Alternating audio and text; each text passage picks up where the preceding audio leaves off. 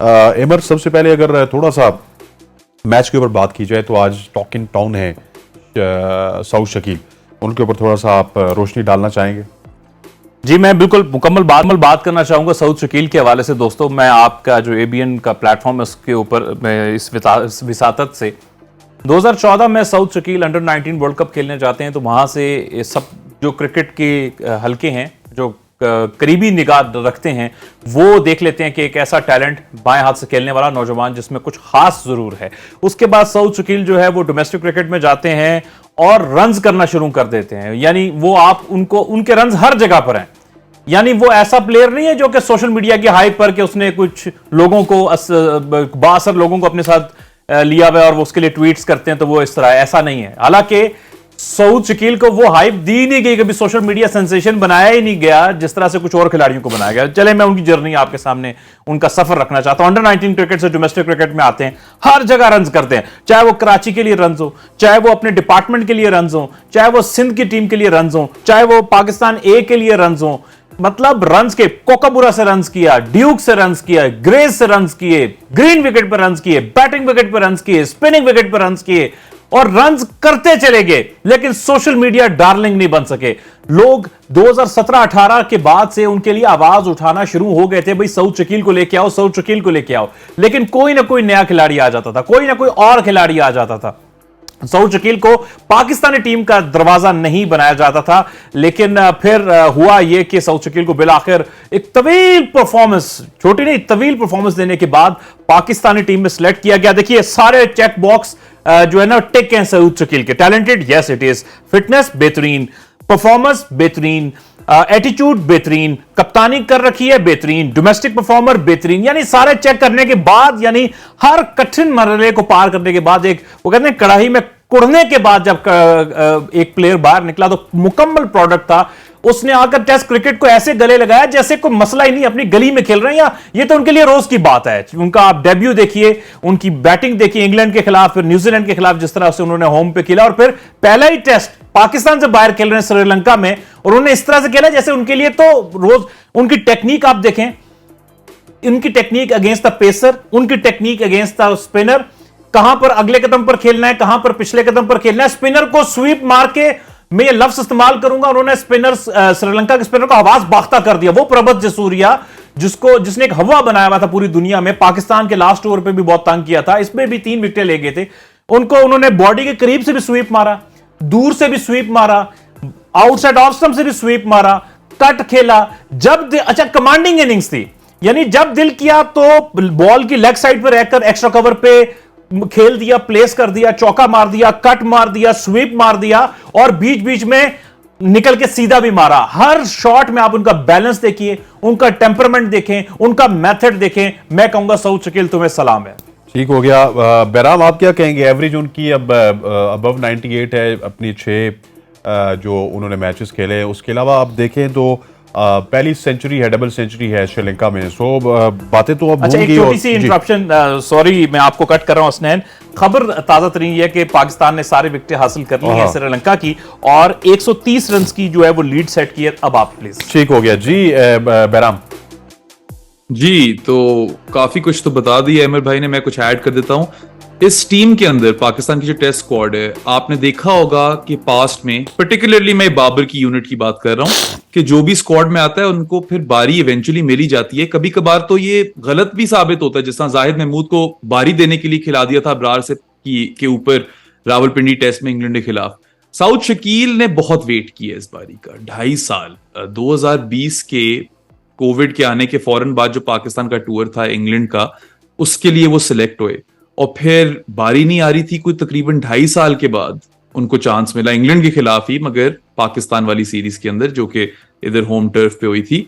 और 5 टेस्ट में, इस वाले टेस्ट से पहले 580 शायद रन कर चुके थे, जिसमें 10 इनिंग्स में 6 50s थी और 1 सेंचुरी थी। अब 11 में एक 200 भी आ गया, तो जितनी भी तारीफ की जाए कम है। लफ्ज शायद नहीं है बयान करने के लिए कि सऊद शकील कितने एक इंपॉर्टेंट एसेट हैं पाकिस्तान के लिए टेस्ट क्रिकेट में going into the future. Compact खेलते हैं, बहुत अश्योर्ड सॉलिड टेक्निक है इनकी, बॉल को लेट खेलते हैं, स्वीप बहुत अच्छा करते हैं, पंच बहुत अच्छा करते हैं, ड्राइव्स भी मार लेते हैं, बहुत ही इंपेकेबल रेंज है इनकी। फुल सेट ऑफ स्किल्स आप कह सकते हो, और एशियन कंडीशंस में खास तौर पे इनकी जो गेम है वो बहुत ही फायदेमंद साबित हो सकती है पाकिस्तान के लिए। तो बिल्कुल उनको सेलिब्रेट करना चाहिए, ये बहुत बड़ी अचीवमेंट है उनकी। पाकिस्तान का कोई भी बैटर आज से पहले या कल से पहले श्रीलंका में 200 नहीं बना सका था टेस्ट क्रिकेट में। उन्होंने ये फतह हासिल की पाकिस्तान के लिए ऑन एन इंडिविजुअल लेवल, और उन्होंने ये बोला कि स्कोर्स तो मैंने पहले भी किए थे मगर पाकिस्तान जीत नहीं पाया, तो वो ये टेस्ट मैच जीतना चाह रहे हैं पाकिस्तान के लिए, जो सबसे खुशाइन बात है। और इस तरह का माइंडसेट जो है जब हमें देखने को मिलता है खिलाड़ियों से, तो अच्छा फील होता है एज पाकिस्तान सपोर्टर्स। अच्छा, ये जिस तरह बात की है इमर बैराम ने कि he is a very very good test component, लेकिन जिस तरह की वो बैटिंग करते हैं, आई थिंक इनको अगर ओडीआई में भी आजमा दिया जाए, ओडीआई में वो खेले अच्छा हैं और एकदम से वो कोई इंजरी हुई थी, बाहर हुए थे, तो ओडीआई में भी इनको खिलाया जा सकते। और स्पेशली कल इस हवाले से बात भी हुई थी कि हारिस सोहेल की जगह सऊद शकील क्यों नहीं खेल सकते। देखिए, ये थोड़ी बड़ी आपने अच्छा सवाल किया है ओडीआई वाला।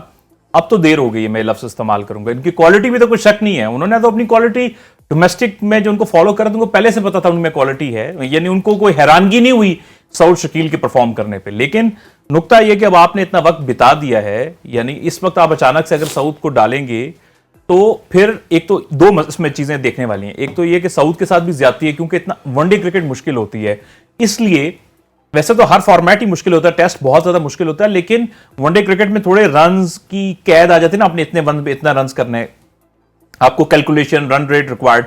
सऊद है बेसिकली ज्यादा जो अच्छे प्लेयर हैं, आप उनका जो व्हाइट बॉल करियर देखेंगे जो डोमेस्टिक क्रिकेट में खेलते रहे, या तो 3 नंबर या मैक्सिमम 4 नंबर, इससे पीछे का नंबर सऊद को सूट नहीं करता एज अ बैट्समैन, जिस तरह की वो प्लेयर है। बहुत सॉलिड प्लेयर हैं, लेकिन अब हुआ क्या, उसमें चीफ सिलेक्टर उस वक्त के उन्होंने बड़ी ज्यादती की सऊद से कि वो जब इंजरी की वजह से बाहर हुए थे तो फिर वो स्क्वाड से आगे कैसे बाहर हो गए। इसका मकसद ये था कि जब वो इंजरी से रिकवर करते थे वो डायरेक्ट आके वापस ज्वाइन करते, लेकिन उस वक्त भी अगर आप देखिए तो सऊद को ये नंबर 4 नहीं दे रहे थे, ये ज्यादातर नंबर 5 पे खिला रहे थे। एक मैच जो ऑस्ट्रेलिया के खिलाफ हुआ था उसमें हुआ ये कि वो स्पिनिंग विकेट था, थोड़ा गेंद स्पिन लेना शुरू हो गया था, तो मेरा ख्याल है कि रिजवान खेल रहे थे या बाबर थे या तो वो इतना ज्यादा रन रेट चढ़ गया था, स्पिन और था गेंद, कि सऊद आए तो वो इतनी देर उनके लिए मुश्किल था कि आप 7 का रन रेट वो मैनेज करते ओडीआई में, जहां पे बॉल स्पिन ले रहा है ऑस्ट्रेलिया के खिलाफ। तो नुकता ये है कि मेरा ख्याल है कि सऊद की क्वालिटी पे कोई शक नहीं है, लेकिन जो नंबर उनको चाहिए जहां पे वो अपनी मैक्सिमम आउटपुट दे सकते हैं, वो नंबर मैक्सिमम 4 है, उससे पीछे नहीं, या 3 या 4। 3 पे बाबर खेलते हैं और 4 पे इस वक्त रिजवान सेट हो चुके हैं। आपने देखा होगा पहले वो एक दौर में स्ट्रगल कर रहे थे, लेकिन अब वो नंबर 4 पे उन्होंने रन्स भी किए हैं, बल्कि कुछ चेज में पाकिस्तान को आके बड़ा जबरदस्त उन्होंने फिनिश किया है। सो मुझे पाकिस्तान का जो टीम कॉम्बिनेशन है उसमें एडजस्ट होते हुए दिखाई नहीं दे रहे। हाँ, पहले हो सकते थे जब उनको उन्होंने सिलेक्ट नहीं किया, लेकिन अब जरा देर हो गई है। लेकिन प्लेयर वो ऐसे हैं कि वो हर फॉर्मेट में एडजस्ट कर सकते हैं। ठीक है, बैराम आपकी तरफ आऊंगा। आप थोड़ा सा कल जो है ना, जब पाकिस्तान और ये जो सऊद शकील एंड कंपनी ये आउट हुए, उसके बाद श्रीलंका की बैटिंग स्टार्ट हुई, तो ये क्या वजह है कि एक दफा फिर जो हमारे पेसर्स थे वो पहली इनिंग्स में बहुत अच्छे नजर आ रहे थे और एकदम से जो है वो नुमान अली एंड कंपनी जो है विकेट्स लेना स्टार्ट हो गई और पेसर्स को अर्ली ऑन विकेट नहीं मिली। देखें, पहली इनिंग्स में जरा बारिश भी हो गई थी जल्दी दिन के अंदर, और गॉल इस तरह का ग्राउंड है जिसमें कोई वो नहीं है बैरियर्स, तो हवा भी जब चलती है और इस तरह सब कुछ होता है, क्योंकि बिल्कुल समुद्र के साथ है, तो उसका भी एक इम्पैक्ट होता है। और वैसे आप आमतौर पर देखेंगे तो पूरे ग्राउंड्स की तरफ, ग्राउंड्स के इर्द गिर्द 4 दीवारी इस तरह बड़ी सी होती है। गॉल में ऐसा सीन नहीं है, गॉल में काफी खुला खुला है सब कुछ, और इसलिए मेरे ख्याल से कि कंडीशंस जो हैं वो फास्ट बॉलर्स को ज्यादा इंपैक्ट करती हैं। और पहली इनिंग्स में पाकिस्तान ने इस चीज का फायदा उठाया, क्योंकि थोड़ी सी बारिश हुई, थोड़ी ओवरकास्ट कंडीशंस थी, and they got the ball to talk. Pakistan pacers Shaheen Shah Afridi और नसीम शाह शुरू में ही 4 विकेटें ले दी।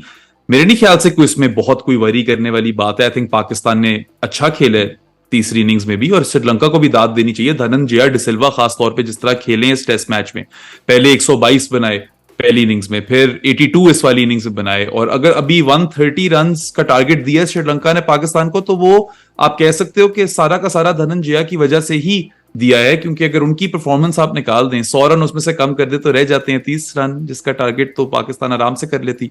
130 won't be as straightforward. 2009 में हमें याद है पाकिस्तान ने कोलैप्स किया हुआ गोल में, मगर फिर पिछले साल हमें यह भी याद है कि 350 चेस किया था अब्दुल्ला शफीक ने जब वो जबरदस्त बारी खेली थी चौथी इनिंग्स में। तो I think Pakistan are quite well position to win this test match, और ये एक बहुत यादगार जीत होगी, क्योंकि पाकिस्तान की कैचिंग बड़ी फिनोमिनल रही है इस मैच के अंदर। मेरे ख्याल से इतने एक्सटेंडेड पीरियड के लिए पाकिस्तान की इतनी अच्छी कैचिंग कम ही देखी है हमने अपनी जिंदगियों में। और जिस तरह बाबर आजम ने उड़ते हुए स्लिप्स में कैच पकड़े, इमाम उल हक तो खास तौर पे शॉर्ट लेग और भी लेग साइड पे जो फील्डिंग कर रहे थे जबरदस्त, और फिर अब्दुल्ला शफीक का वो कैच शॉर्ट लेग पे, and Salman Ali Agha took a few, or well, one good one behind the stump slip cordon में, और सरफराज अहमद की कीपिंग भी अच्छी रही है, कोई एरर्स नहीं आए। तो ये सब चीजों का कॉम्बिनेशन है जिसकी वजह से गेम इस मरहले पे पहुंची है, और मेरे ख्याल से एक बहुत एक्साइटिंग टेस्ट मैच रहा है, बड़ी अच्छी व्यूइंग मिली है सबको। और गोल का जो ग्राउंड स्टाफ है उसको भी मेरा सलाम है, क्योंकि मेरे ख्याल से दुनिया में इससे कोई बेहतरीन ग्राउंड स्टाफ हो नहीं सकता।